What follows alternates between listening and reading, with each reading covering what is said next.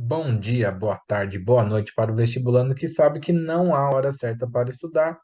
Se você está caindo aqui de paraquedas, boa aterrissagem. Você está no canal Igor Sebin Redações, esse canal que tenta trazer muito conteúdo de redação para que você consiga o sonhado mais 900, que vai te garantir aquela vaguinha na universidade. Hoje eu estou aqui para falar de um ícone das artes. Sabe quem é essa daí? É isso mesmo, Frida Kahlo, a ilustre pintora mexicana do século XX, no nosso repertório sociocultural de artes. Aí está um quadro dela pintado por ela mesma, também conhecido como autorretrato. Obras magníficas da Frida Kahlo, se vocês ainda não conhecem, dê um Google aí e dê uma observada de como que ela se expressava magnificamente pelas suas telas. Para quem está chegando aqui agora, não sabe como funciona, vou explicar rapidamente. Eu trago aqui a pessoa, a série, o filme, a pauta que nós vamos discutir. Aí eu trago três introduções ou três desenvolvimentos de três temas diferentes. Aqui para Frida eu propus três temas, trouxe três introduções, e aí você tem a legendinha ali embaixo, porque esses são os três itens primordiais da sua introdução.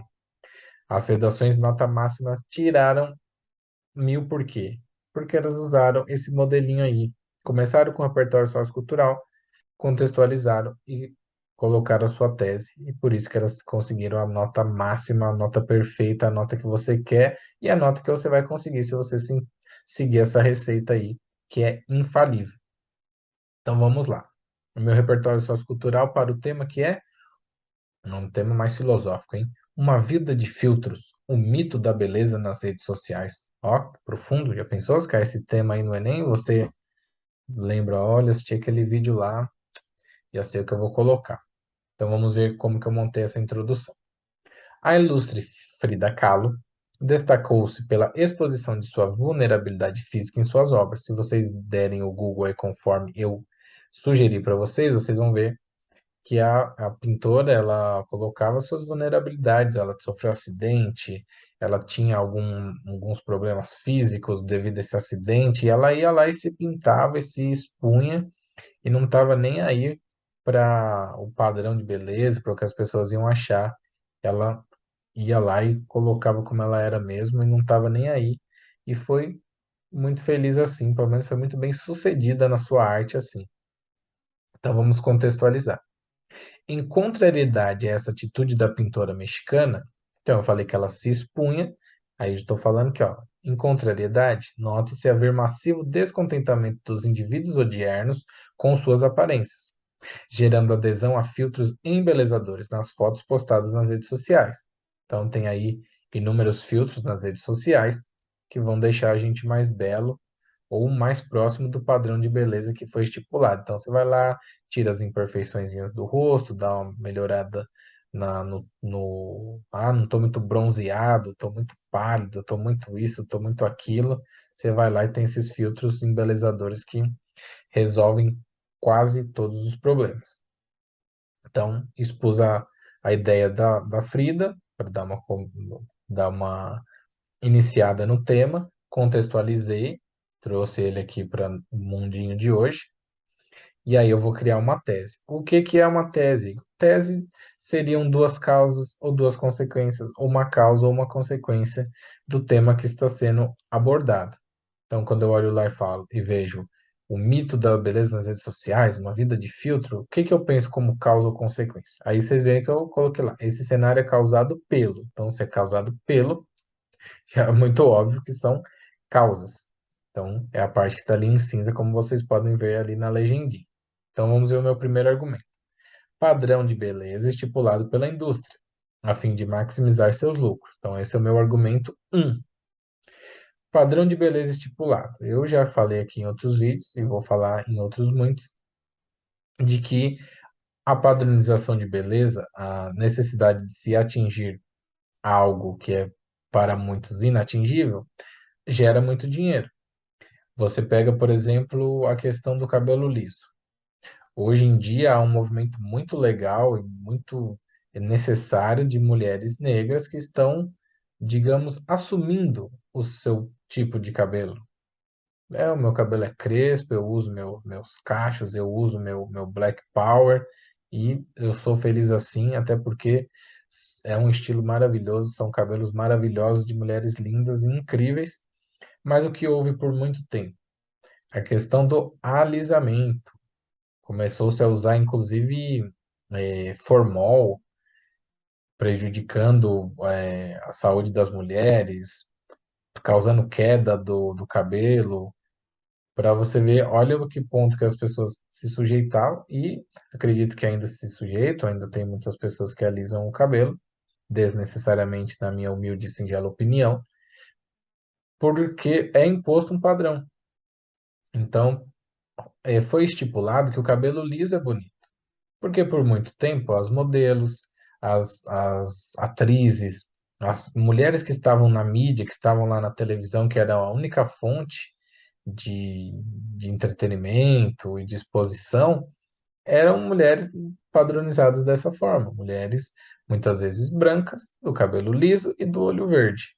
E aí a gente quer seguir isso. Então, são vendidas lentes. Hoje em dia, minha esposa estava me mostrando uma coisa que eu fiquei besta. Tem um procedimento agora que é como se fosse um laser no olho para tirar a camada ali castanha e você ficar com o olho claro.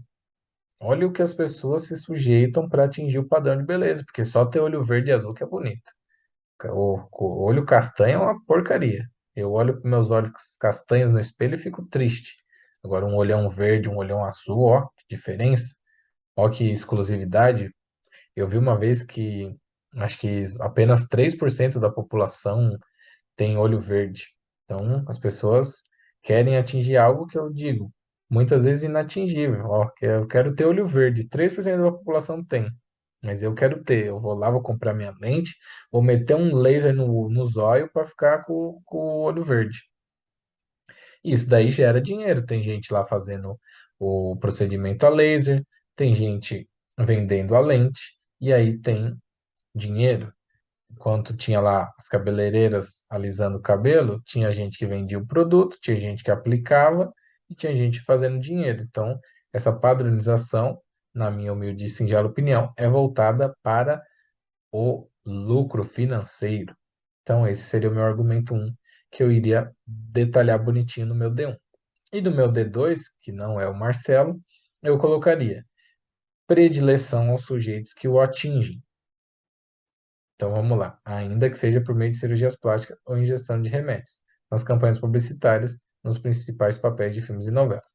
Então coloquei é, os sujeitos que atingem o padrão de beleza estipulado pela indústria a fim de maximizar seus lucros, eles são utilizados nas campanhas publicitárias e nos principais papéis de filmes e novelas. Ainda que eles atinjam esse padrão de beleza, por meio de cirurgias plásticas, ingestão de remédios, por exemplo. Logo, o que acontece? As pessoas vão vendo aqueles corpos maravilhosos, aqueles rostos, corpos e rostos maravilhosos lá na tela. A gente quer aquele rosto, a gente quer aquele corpo. Não importa o que eu tenho que fazer, eu vou chegar ali, eu vou atingir aquele padrão, porque o galã da novela é daquele jeito. A mocinha do filme é daquele jeito. Ou a empoderada lá da série é daquele jeito. Então, tendo esses ícones nas campanhas publicitárias e no entretenimento de uma determinada aparência, vai fazer com que a gente queira chegar naquela aparência. Já citei, inclusive, no outro dia. Antes, o padrão era ser magro, né? Então, o gordo era feio, o magro era bonito. Agora, o magro já ficou feio também, porque agora você tem que ser sarado. Eu que tenho aqui meus 65 quilos, eu sou um frangolino. Eu não tô mais no padrão de beleza. Se fosse há alguns anos, é magro, beleza, é bonitinho.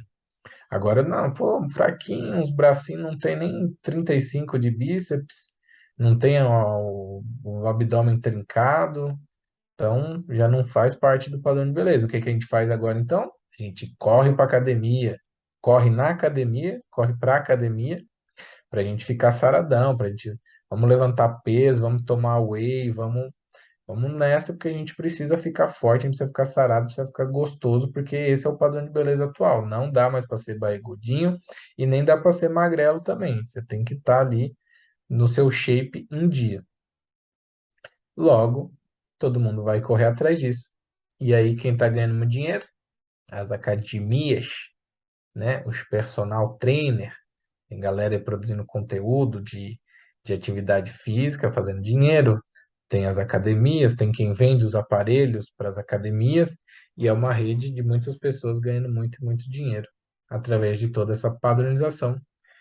Esse mito da beleza nas redes sociais advém disso, na minha opinião, dessa padronização e desse uso de sujeitos perfeitos nas campanhas publicitárias e nos entretenimentos aí de filme, série e afins. Então, essa seria a primeira introduçãozinha aqui feita com esse tema, utilizando a Frida Kahlo. O segundo tema que eu trouxe é a busca pelo corpo perfeito na contemporaneidade. Vai muito ao encontro do que eu disse previamente, mas é um teminha um pouquinho diferente. E aí eu consegui fazer uma introdução completamente diferente, mas também usando a Frida, com as mesmas cores que vocês estão vendo aí, coloridinha com todos os itens necessários para uma boa introdução. Então vamos lá. A notória Frida Kahlo não tinha medo de revelar ao mundo suas cicatrizes e problemas de saúde em suas obras, feito o quadro A Coluna Partida, pintado após a artista operar a coluna vertebral. Dei um Google aí, pesquisem a coluna partida. Eu poderia colocar aqui, mas eu quero aguçar sua curiosidade, aguçar o seu instinto de pesquisador, dá um Google e aí você já consegue ver as outras obras relacionadas, que são várias e várias obras excepcionais. Não é à toa que a Frida Kahlo marcou época e, inclusive, esses dias ela completaria 115 anos, tiveram várias reportagens, então a mulher era braba. Então vamos contextualizar. Falei lá do quadro da Frida, um repertório sociocultural de arte maravilhoso, incrível, sensacional. Mas vamos contextualizar porque a busca pelo corpo perfeito na contemporaneidade. Todavia, esse ato corajoso e admirável da pintora mexicana não se encaixa na contemporaneidade, pois há excessiva cobrança social pela obtenção do corpo perfeito, definido pela mesma indústria que lucra com os produtos e serviços ofertados. De novo, eu cutucando a indústria lá, perdendo mais patrocínios aqui. Não serei patrocinado pela indústria da beleza. I'm sorry. Vamos ter que fazer uma tese, né? Contextualizei bonitinho, ó, falei aqui que o ato corajoso da Frida não se encaixa hoje. Hoje a gente está lá buscando o corpo perfeito, que a indústria definiu para lucrar e tal. Logo, essa visão similar aos ideais difundidos na sociedade espartana, ó que alusão histórica, hein? Sociedade espartana, você conhece muito bem que você é um craque em história, vai gabaritar história aí no Enem. Causa, então, vou indicar causas. Problemas psicológicos em quem não. Ah, não. Você pensou que eu ia falar de causas, né? Isso causa, ó o joguinho aí. Quase que você se enganou e quase que eu me enganei junto aqui na pressa de falar tanta coisa. Essa visão similar aos ideais fundidos na sociedade espartana causa. Causa é o quê? Ela está causando. Então, são consequências. Aí, o ponto negativo para mim, perdi 20 pontos, não tirarei 1000 nessa redação, porque falhei aqui na explicação. Mas vamos lá, gente, foco. Problemas psicológicos em quem não se encaixa no padrão estipulado. Então, essa visão causa esses problemas psicológicos, porque a gente não se encaixa no padrão e a gente acaba é, ficando triste, ficando chateado, ficando depressivo, porque eu quero ter meu olho verde, mas meu olho é castanho. Eu quero ser sarado, mas eu sou frangolino. E o que que acontece com a minha cabecinha? Fica em parafuso, e aí eu não consigo ser feliz com o que eu vejo no espelho. E aí o que que isso causa? Ó, a causa da causa da causa que causa aumenta a procura por procedimentos cirúrgicos. Então, o que eu falaria no D1 sobre esses problemas psicológicos de não se encaixar no padrão? Aí eu teria que articular em cima disso. Ah, quais são esses problemas? Quem falou alguma coisa ou quem trouxe dados sobre esse problema? E a questão de aumento da procura por procedimento cirúrgico seria o meu argumento do D2.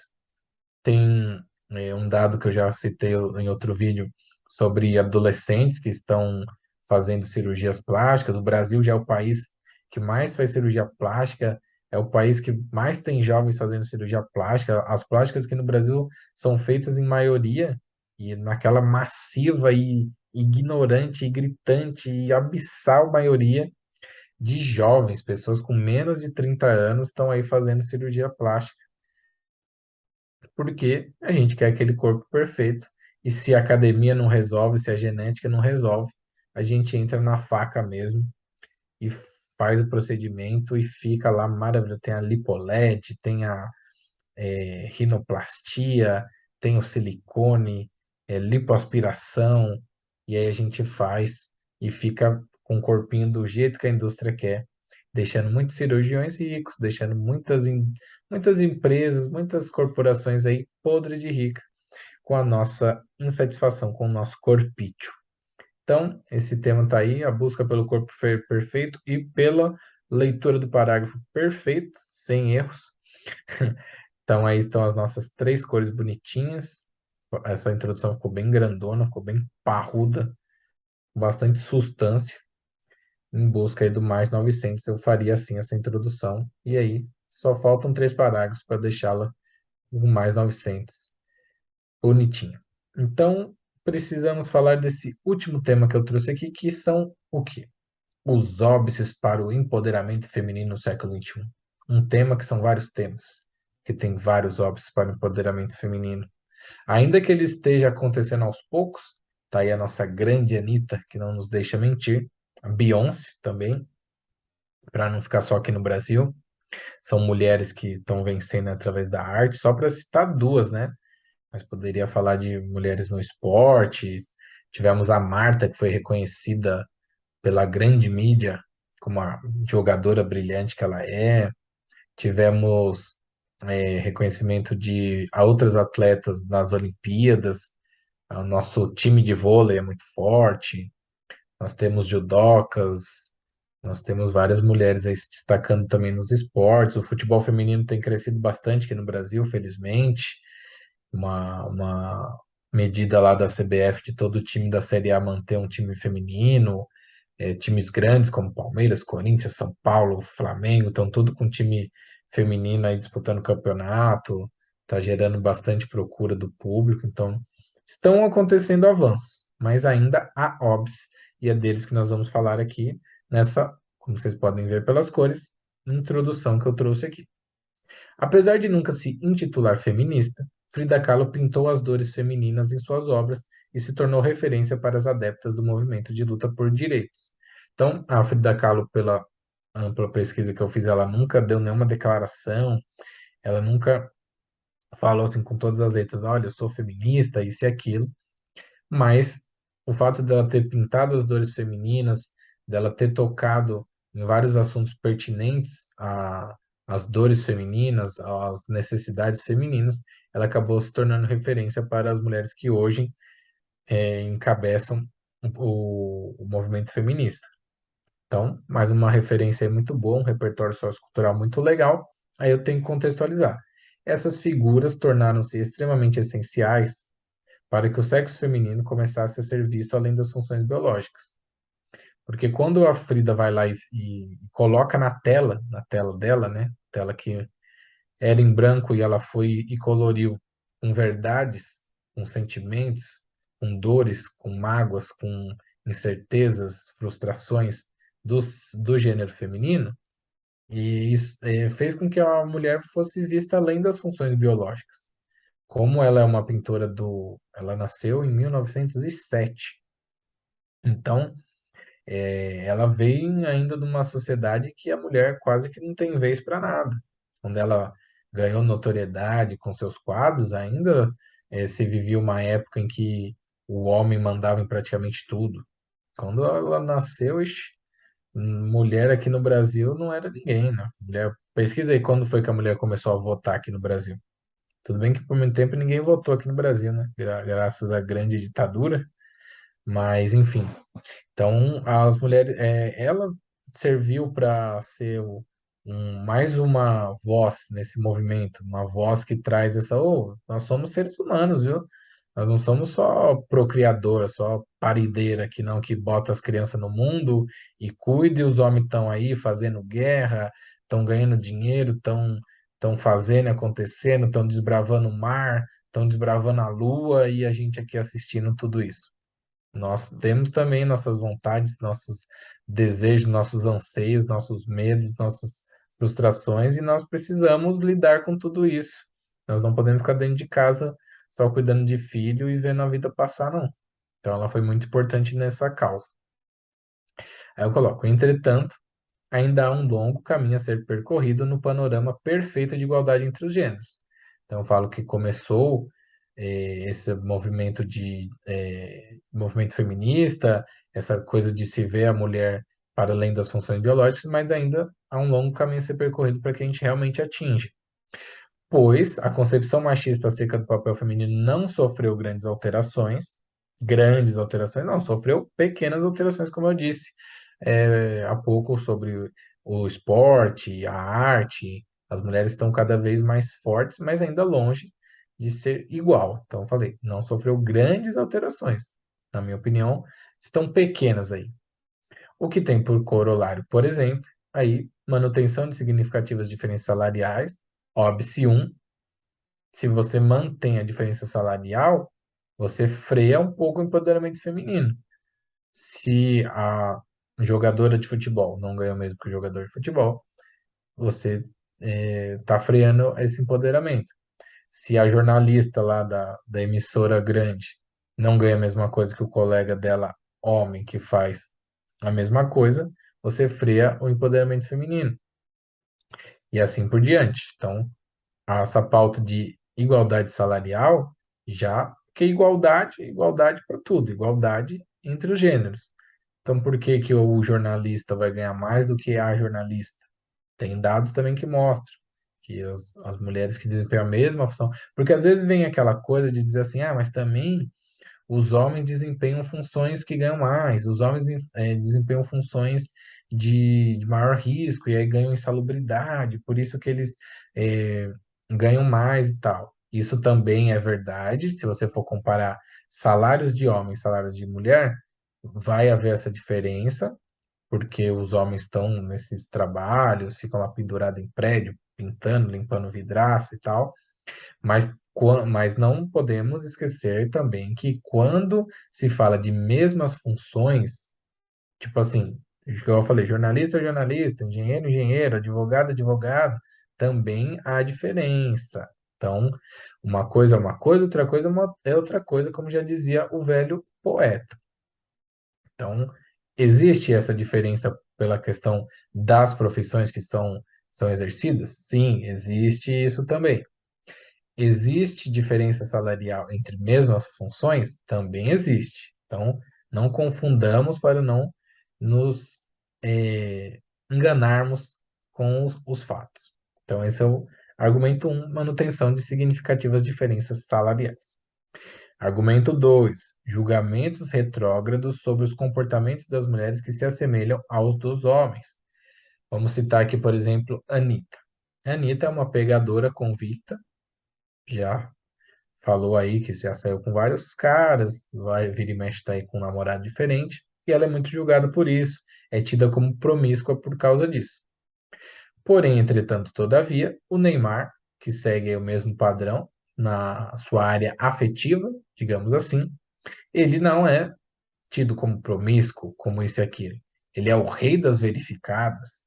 A gente faz vídeos aí enaltecendo o fato do Neymar já ter ficado com várias moças aí que tem o perfil verificado nas redes sociais.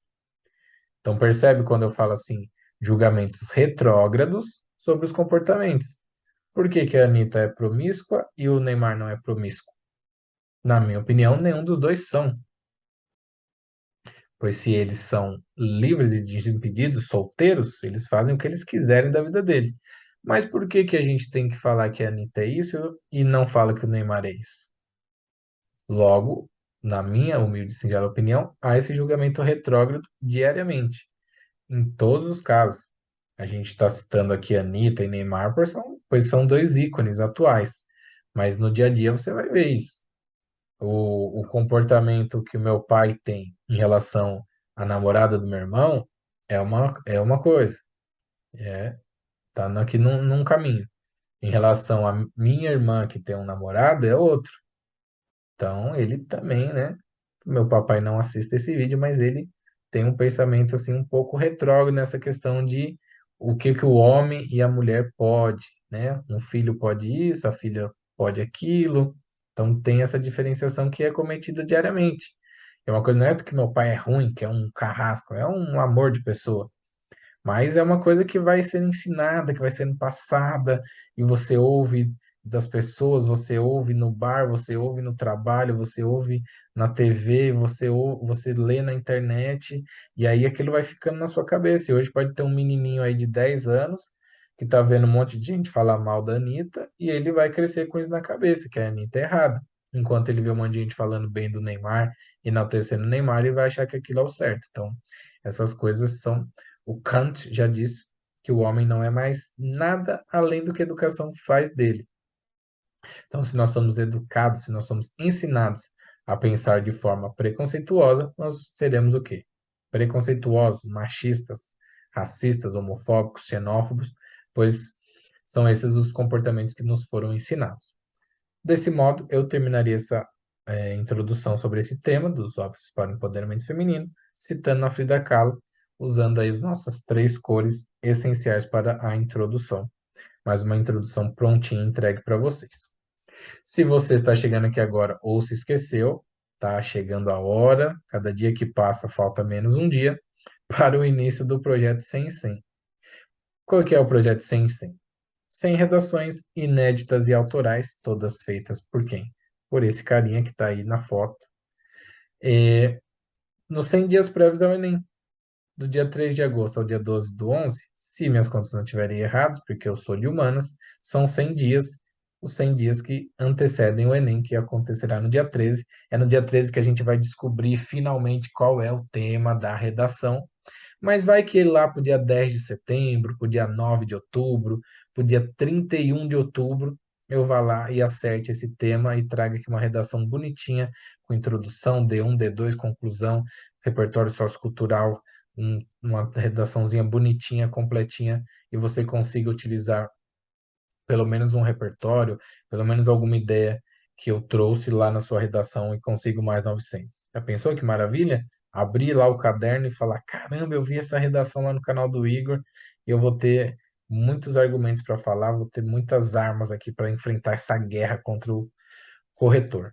Então, coloque na sua agenda, indique aos amiguinhos para que eles acompanhem também esse projeto, que eu acho que vai ser muito legal. Vai poder ajudar muita gente aqui também.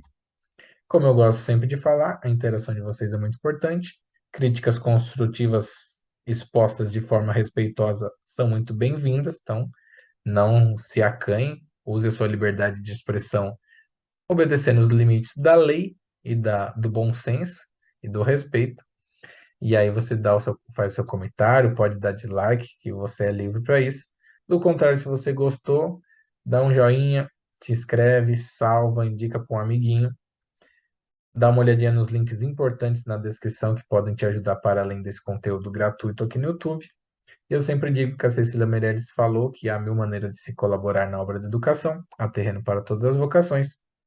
Eu estou aqui tentando ocupar um pequeno espaço desse imenso terreno do YouTube, colocando aqui para fora a minha vocação, a minha colaboração na obra da educação desses vestibulandos maravilhosos que querem uma vaguinha na universidade para exercer a profissão de seus sonhos. Desejo a todos ótimos estudos, espero te encontrar aqui no próximo vídeo. Um grande abraço.